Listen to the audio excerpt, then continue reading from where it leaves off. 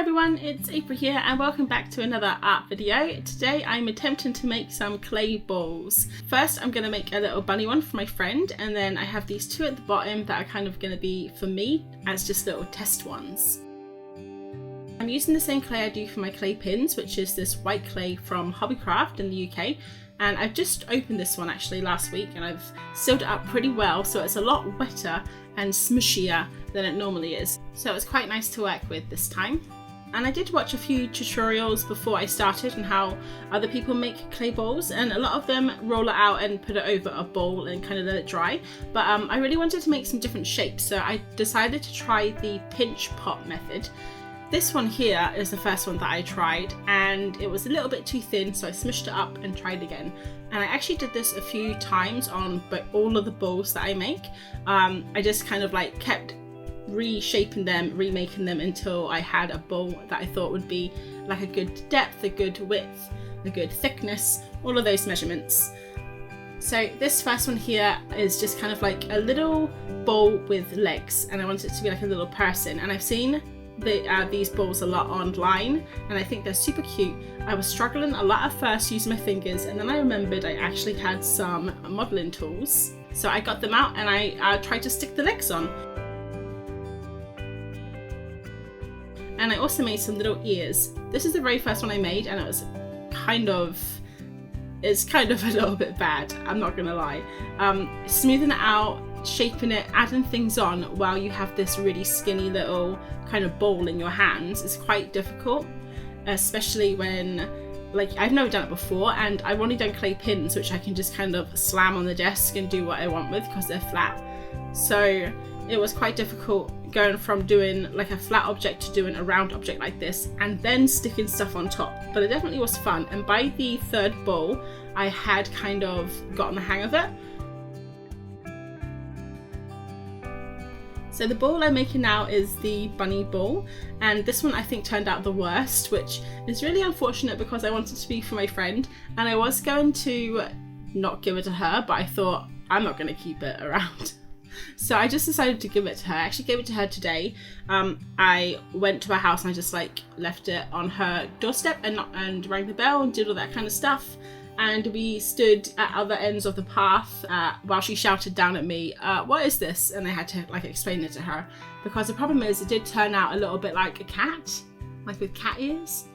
But at the end of the day, it's a handmade gift and I think that's nice. So these are the three little balls when I had finished them and they were drying. And then after they dried, they took I left them about 4 or 5 days to dry. They probably needed a little bit longer, to be honest. But I was in a hurry, I just wanted to paint them and see what they look like.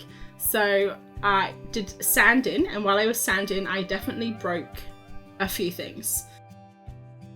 So the nose came off of this one, the leg came off of this one, and then on the bunny, the ear came off and the leg came off. So I had to use super glue, and none of them have broken so far, so fingers crossed. Then I got my gesso out, just like I do with my clay pins, because I think it kind of helps seal the clay. I don't know if this is true or not, but I figure if you kind of seal the clay, it'll absorb less paint when you put it on. So you kind of like get a nicer finish. I'm not sure if that's true or not, but I did that. And then I got out some different paints today. These are the paper artsy paints, and I really love them. They come in lots and lots of different colours. I only have a few here, and some of them are opaque and some of them are a little bit transparent. So the ones that are a little bit transparent I find quite difficult to paint with, but the ones that are opaque are absolutely lovely, and they finish with a really nice matte. So normally you can like draw on them with different materials like pencil or pen.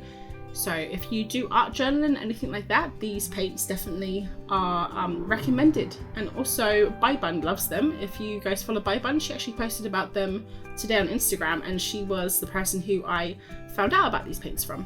So that's just a little bit of paint talk there.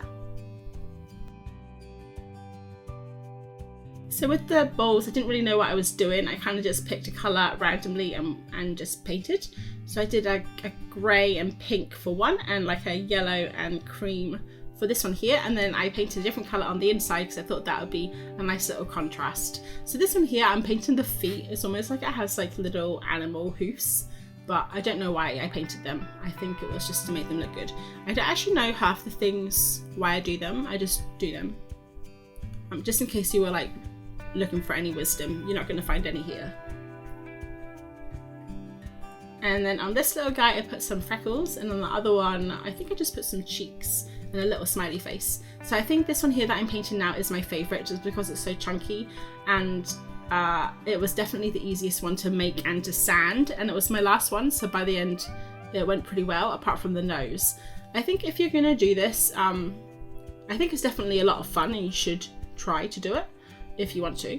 But if you do it, I would take a lot more time than I did, and if I was to do this again, I definitely would take a lot more time. I was kind of doing it in between things, so I would do it in between like work and dinner, or I would do it quickly if I had 15 minutes, you know, before work the next day or something. Just a little secret, guys, I actually made one of the clays before work finished one day, and it was like 5 o'clock and I was making the clay, and then I heard my computer ring from the other room, and it was like one of the guys from work, and I had clay all over my hands and I had to answer the phone with my headphones on and everything. It was quite interesting. I hope no one from work is listening to this. So it was a pretty fast process to paint them all up. I did it in an afternoon, and these paints dry really fast, so I quite like how they all ended up, apart from the rabbit. But I think it kind of looks like the Blue's Clues dog with the colours, and a cat with the ears. But I hope my friend likes it anyway. And then these little pots I'm just going to put on my windowsill, just chuck some random stuff in there. I don't really know, they're kind of too small to really hold anything, so I just popped a few little bits that I had lying around. So that was my little clay pot experimentation. I hope that you enjoyed it, and let me know if you've done this in the past, or if you're thinking about doing it in the future. If you have enjoyed this video, maybe leave a like or subscribe. I have an art video out every Thursday and a studio vlog out every month. Hope you have a lovely Easter weekend, and I will catch you in the next video. Thanks for watching. Bye.